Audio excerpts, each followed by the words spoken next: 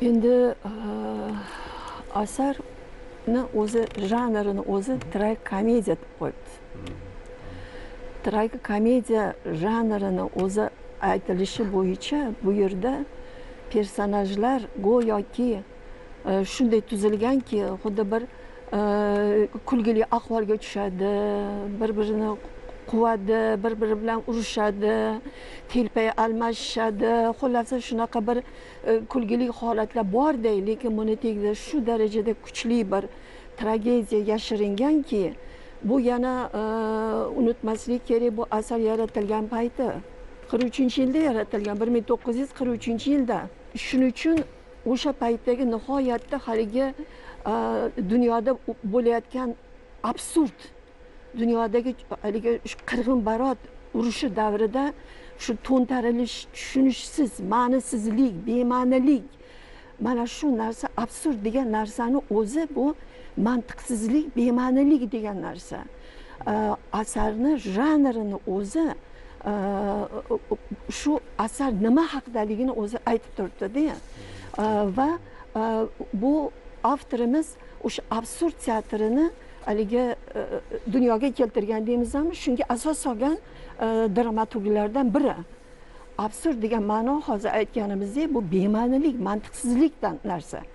Ya'ni bu yerdagi qahramonlar biza o'rgangan dramadagi biza o'sha masalan men aktyor sifatida o'ynalgan, ijro qilgan o'sha asarlardagi haligi ma'lum bir voqea asosida, qahramonlarning munosabati asosida qurilmaydi-da.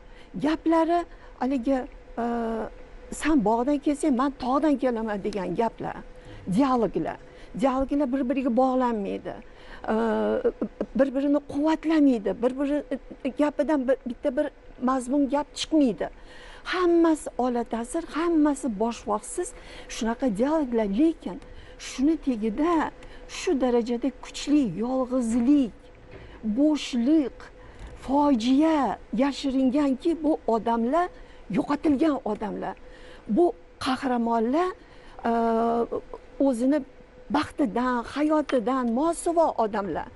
Bular buni qarangki, asarni boshidan Godoni nima qiladi?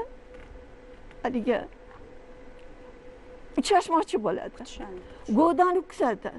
Lekin asar oxirigacha shu Godoni kutib, Godo bilan uchrashmaydi. Va har gal mana endi bugun keladi, ertaga keladi va asari oxiri shu darajada mungli, tashvishli, fojiali tugaydiki, ular o'zini endi osmoqchi bo'ladi. Godo yo'lmi? Endi ossakchi deydi. Osmoqchi bo'lganda arqon chidam bermaydi, parchalanib ketadi. Va yana bir umid bilan qoladiki, balki deydi ertaga kelar Godo deydi. Ertaga kelsa deydi, chidaymiz deydi, faqatgina ertaga arqonni, yangi arqonni olib kelamiz deydi. Bu degani demak, bu o'sha odamlarni haligi shunday bir talattob, shunday bir mantig'i yo'qolgan, insonga baxt bermaydigan yolg'iz odamlarni fojiasini ko'rsatyapti. Men shunday deb tushundim bu asarni.